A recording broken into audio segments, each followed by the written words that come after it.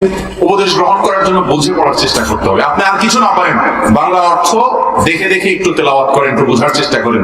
সামনে রমাদান আসছে, কোরআনকে একটু সময় দেন, অর্থ সহকারে গোটা কোরআন পড়ে শেষ করার চেষ্টা করেন।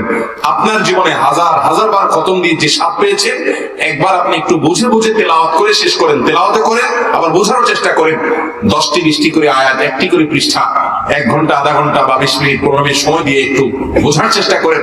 সংক্ষিপ্ত কোনো তাফসীর কোন আলেমের সাথে পরামর্শ করে নেন, সেটা দেখে আপনি পড়েন। এরপর কোন জায়গায় কনফিউশন হলে দাগ দিয়ে রাখেন, কোন আলেমের কাছে বোঝার চেষ্টা করেন, বা দারসুল কোরআন হলে কোথাও সেখানে বসে আপনি কোরআনটা আগাগোড়া একবার বোঝার চেষ্টা করেন। আপনার ইবাদতে তেলাওয়াতে যে ফিলিংস আসবে সেটা আপনি কখনো কল্পনা করেন। সাহাবা ইকরাম তারা বলতেন, আমরা কোরআনের 5 বা 10টা আয়াত তেলাওয়াত করলে আর সামনে যেতাম না, যতক্ষণ পর্যন্ত এটা ভালো করে না বুঝে নিজেরা রপ্ত করতে না পারতাম, তারপরে সামনে যেতাম। আর আমাদের অবস্থা কি? আমরা একটানে তেলাওয়াত করে একদিনে 5 পারা 10 পারা পড়ে শেষ করে ফেলতেছি, অথচ কিছুটাই বুঝছি না। না বুঝে তেলাওয়াত করলে সব হবে, লাভ হবে না তা না, লাভ হবে অবশ্যই। অনেক বিভ্রান্ত লোকেরা আবার এক্ষেত্রে ধোঁয়াশা সৃষ্টি করে, কিন্তু কোরআনকে জানার চেষ্টা করতে হবে। চেষ্টা করবো তো আমরা ইনশাআল্লাহ। একজন সাহাবী শুধু সূরা বাকারা তেলাওয়াত করতে গিয়ে ওনার সম্ভবত 8 বছর সময় লেগেছে। একটা সূরা বাকারা বড় সূরা যদিও, কিন্তু 3 পারা সামথিং, 3 পারার মতো একটা সূরা। এই সূরা তেলাওয়াত করে শেষ করতে তার বহু বছর লেগে গেছে। নিয়মিত করেছেন। কিভাবে সেটা? প্রতিটি আয়াত পড়েছেন, এটা আমলযোগ্য হলে তিনি এটাকে আমলে এনেছেন, বোঝার চেষ্টা করেছেন, কি ব্যাখ্যা তাফসীর আছে, তারপর সামনে গিয়েছেন। অতএব আমরা এইভাবে কোরআনকে একটু একটু করে বোঝার চেষ্টা করব। জীবন পরিবর্তন করার জন্য কোরআনের কোনো বিকল্প নাই। গোটা পৃথিবীতে যত মানুষ ইসলামে আসে, যত অমুসলিমরা ইসলাম ধর্ম গ্রহণ করে, দুটি কারণে মূলত গ্রহণ করে। আমাদেরকে দেখে ইসলাম গ্রহণ করার কোনো কারণ নাই। আমরা মুসলমানরা আমাদের চরিত্র, আমাদের আদর্শ আজকাল ইসলাম থেকে এতটাই বিচ্যুত, আল্লাহ মাফ করুন। যদি অন্যান্য ধর্মের তুলনায় মুসলমানরা অনেক বেশি ধর্মকে মেনে চলার চেষ্টা করে, কিন্তু যেটা আল্লাহর কাছে একমাত্র মনোনীত দিন, সেটা তো অন্যগুলোর সাথে তুলনাযোগ্যই না। সেই দিনকে তো শতভাগ মানা দরকার ছিল। আমাদের এই ত্রুটিপূর্ণ মানার কারণে, আধা মুসলমানগিরির কারণে অন্য ধর্মের মানুষেরা আমাদেরকে দেখে ইসলামে আসার কোনো কারণ নাই। ঠিক না? ঠিক। আমাদেরকে দেখে বরং ইসলাম থেকে আরো দূরের মতো অবস্থা। কারণ আমাদের লেনদেন, আমাদের আচরণ, আমাদের ইবাদত বন্দেগী, আমাদের কাজ কারবার, এটা এতটা নিখুঁত নয়, এতটা সুন্দর নয় যে এটার সম্মোহনের শক্তি অমুসলিমদেরকে টেনে ইসলামে আনবে। যত অমুসলিম গোটা বিশ্বব্যাপী এখন ইসলামে আসছে, অতীতে এসেছে, আমার ক্ষুদ্র ধারণা, গবেষণা বলছে যে তাদের বেশিরভাগই ইসলামে এসেছে মৌলিকভাবে 2টি কারণ। বিচ্ছিন্ন আরো অনেক কারণ থাকতে পারে, মৌলিকভাবে 2 কারণে বেশিরভাগ মানুষ ইসলামে এসেছে এবং এখনো আসছে।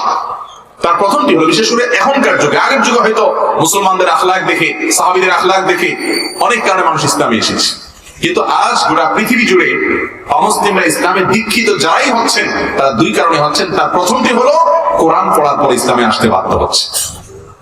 কোরআন যখন খুলে নির্মোহ ভাবে একজন মানুষ পড়ে শেষ করবে, বুঝবে, সেই কোরআনের কাছে মাথা নত করে, এই কোরআনের প্রতি ঈমান এনে আল্লাহর কাছে সারেন্ডার করে ইসলামে দাখিল হতে বাধ্য। কত ইসলামের শত্রুরা কোরআনের ভুল ধরতে গিয়ে, কোরআন থেকে ষড়যন্ত্র করে মুসলমানদের ক্ষতি করার জন্য নামতে গিয়ে তারা হেদায়েত পেয়ে গেছেন। এরকম বহু নজির দুনিয়াতে এখনো আছে।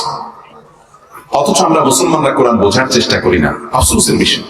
আর দ্বিতীয় যে কারণে আজ গোটা পৃথিবীব্যাপী অমুসলিম যারা ইসলামে দীক্ষিত হচ্ছেন, ভিন্ন ধর্মের মানুষেরা, তারা ইসলামে আসেন, সেটি হলো নবী করিম সাল্লাল্লাহু আলাইহি সাল্লামের চরিত্র মাধুর্য দেখে, তার জীবন আদর্শ দেখে, তার জীবন ইতিহাস আগাগোড়া যদি কেউ পড়ে শেষ করে নির্মোহ ভাবে, এবং যে কোনো একটা অথেন্টিক মধ্যম, অর্থাৎ খুব বড় নয়, আবার একেবারে ক্ষুদ্র নয়, সংক্ষিপ্ত নয়, এরকম মধ্যম ধরনের কোন একটা সিরাতের গ্রন্থ আগাগোড়া যদি কেউ পড়ে শেষ করে, মুহাম্মদুর রাসূলুল্লাহ সাল্লাল্লাহু আলাইহি সাল্লামের ব্যক্তিত্বের কাছে সে সারেন্ডার করে ইসলামে দীক্ষিত হতে বাধ্য। কিন্তু দুঃখজনক, এই 2 জায়গায় আমরা মুসলমানরা সবচেয়ে পিছিয়ে। কোরআন বোঝার ব্যাপারে কোনো গুরুত্ব নেই, নবী করিম সাল্লাল্লাহু আলাইহি সাল্লামের জীবন ইতিহাস জানার ব্যাপারে তো একেবারেই নেই। ঠিক না? ঠিক। কত মুসলমান আছেন যে নবী করিম সাল্লাল্লাহু আলাইহি সাল্লামের জীবনের খুঁটিনাটি বিষয়গুলো তিনি জানেন না। তিনি কিভাবে পরিবারের সাথে চলাফেরা করতেন, তার চরিত্র মাধুর্যগুলো ছিল কি? কানা খুলুকুল কোরআন। আমাদের আয়েশা বর্ণিত হাদিসে বলেছেন নবী করিম সাল্লাল্লাহু আলাইহি সাল্লাম সম্পর্কে আমাদের আয়েশা বলেছেন, কানা খুলুকুহু আল কোরআন। নবী সাল্লাল্লাহু আলাইহি সাল্লামের চরিত্র কেমন ছিল জানতে চাও? এই কোরআনই তার চরিত্রের বাস্তব উদাহরণ এবং রূপ। একদিক থেকে বাস্তব উদাহরণ, আরেকটাতে থিওরি। এই দুইটা যদি আমরা ঠিকমতো অধ্যয়ন করতে পারি, পুনর্পাঠ করতে পারি, ইনশাআল্লাহ আপনি নতুন করে যেন ইসলামে দাখিল হয়েছেন সে ফ্লেভার, সে ফিলিংস আপনার মধ্যে আসবে। চেষ্টা করবো না ইনশাআল্লাহ? প্রতিজ্ঞা করে ফেলেন, সামনে রমজান এসেছে, আপনার মসজিদের ইমাম সাহেবের তত্ত্বাবধানে, খতিব সাহেবের তত্ত্বাবধানে, কোন একজন আলেমের তত্ত্বাবধানে তার পরামর্শক্রমে একটা সংক্ষিপ্ত তাফসীরকে আগাগোড়া বেশি পড়বেন না, মাত্র 1 পৃষ্ঠা, আধা পৃষ্ঠা বা 1 রুকু পড়বেন, ভালো করে বুঝে এটার ব্যাখ্যা বিশ্লেষণ রপ্ত করে অন্যদের সঙ্গে শেয়ার করবেন, যাতে মুখস্থ হয়ে যায়, মন্থস্থ হয়ে যায়, আত্মস্থ হয়ে যায়, এবং ভালো করে কোন একজন আলেমের তত্ত্বাবধানে করবেন, যাতে কোনো বিভ্রান্তি থাকলে দূর করা যায়। গোটা কোরআন এভাবে একবার অন্তত জীবনে যদি না পড়েন, কি জবাব দিবেন কিয়ামত আমাদের আল্লাহর কাছে? ফেসবুকে কত কিছু পড়েছেন, কত কিছু দেখেছেন, কত মানুষের বই পড়েছেন, কত মানুষের বই বোঝার চেষ্টা করেছেন, কত শত বই পড়েছেন, আল্লাহর কালাম আপনি পড়েননি, একবার বুঝে চেষ্টা করবো না বুঝার ইনশাআল্লাহ? আল্লাহ তাআলা আমাদের সবাইকে কোরআন বুঝে পড়ার তৌফিক দান করুন। কোরআনে কারীমে আল্লাহ রাব্বুল আলামিন কি উল্লেখ করেছেন আমাদের জন্য? অনেক কিছু। মৌলিকভাবে এই কোরআনে আমাদের জন্য আল্লাহ রাব্বুল আলামিন চিন্তার খোরাক হয়, আমাদের ঈমান শানিত হয়, এরকম কিছু দিয়েছেন। আপনার ঈমান দুর্বল, ঈমান বৃদ্ধি করতে চান, আপনি কোরআন পড়ুন। আপনার মনে অশান্তি, ডিপ্রেশনে আছেন, আপনি কোরআন বুঝে পড়ুন। এই কোরআনে আল্লাহ রাব্বুল আলামিন বহু আদেশ দিয়েছেন, যে আদেশগুলো আমাদের জন্য কল্যাণকর। তিনি সৃষ্টিকর্তা, জানেন, আমরা সবকিছু জানি না। আল্লাহু ইয়ালামু আনতুম লা তা'লামুন। আল্লাহ বলেছেন আল্লাহ জানেন, তোমরা জানো না সবকিছু। একজন ছোট শিশু, সে যেরকম সবকিছু বুঝে না, তার অভিভাবক বাবা মা বুঝে, এই জন্য তারা অনেক নির্দেশ করে, তার কাছে ভালো লাগে না, তার পড়তে ইচ্ছা করে না, তারপরও বাবা পড়ায়, পড়তে বলে, তার পড়তে বসতে মনে চায় না, তারপরও মা পড়তে বসতে বলে, কারণ মা বাবা জানেন পড়তে বসলে তার ভালো হবে, কিন্তু সে বুঝে না, এই জন্য সে বসতে চায় না। ঠিক তেমনি ভাবে অনেক নির্দেশ আল্লাহ তাআলা করেছেন। কেন করেছেন? আমরা এর যৌক্তিকতা আমাদের মাথায় ধরতে পারি না, আমরা সৃষ্টি ক্ষুদ্র।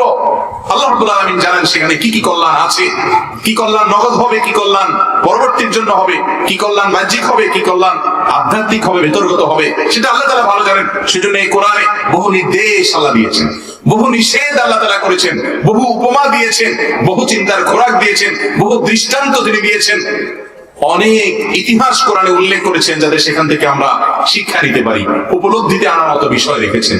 অতএব মৃত্যুর আগে অন্তত একটি বার আল্লাহর কালামটা পুরোটা বুঝে পড়ার চেষ্টা করবেন তো ইনশাআল্লাহ। আর যদি কোরআনিক অ্যারাবিক, যেটা কথা বলেছি, বিভিন্ন কোর্স আছে, এটা যদি একটু একটু করে বোঝার চেষ্টা করেন, আল্লাহর কসম করে বলছি, আল্লাহর শপথ করে বলছি ভাইরা, আপনি ইসলামকে নতুন ভাবে ফিল করতে পারবেন। আপনি জন্মসূত্রে মুসলিম, আমরা বাই চান্স মুসলিম, মা বাবা মুসলমান, সেজন্য মুসলমান হয়ে গেছি, ইসলামটাকে সেভাবে ধারণ করতে পারিনি ভাইরা আমার। ইসলামটা মানতে আমাদের এখনো কষ্ট হয়, সে শান্তি তৃপ্তি আমরা পাই না। আপনি যদি কোরআন বুঝে পড়েন, আপনার জীবনে যদি ফিলিংস না আসে, আমি আল্লাহ সহজ করে বললাম, ফিলিংস না এসে পারে না। যদি না আসে, তাহলে বুঝবেন আপনার এই কোরআন বোঝার ক্ষেত্রে ঘাটতি রয়েছে, ত্রুটি রয়েছে, আপনি সময় দেননি ভালো করে। আমি ব্যক্তিগতভাবে এমন অনেক মানুষের কথা শুনেছি যারা দিনের পথে ছিলেন না, এই কোরআন তাদেরকে পথ দেখিয়েছে। কারণ কোরআনের চাইতে বড় গায়েব, বড় পথ দেখার মতো, বড় বক্তা, বড় ওয়াইজ, বড় আলেম, বড় আল্লাহর পথে আহ্বানকারী আর কেউ নেই। সবচেয়ে আল্লাহর দিকে আহ্বানকারী বড় দায়ী হলো আল্লাহর কালাম, আল্লাহর কোরআন। এফেক্টিভ, সবচেয়ে বেশি পাওয়ারফুল। অতএব কোরআন বুঝে পড়বো তো ইনশাআল্লাহ। আল্লাহ তাআলা আমাদেরকে কোরআন বুঝে পড়ার তৌফিক দান করুন।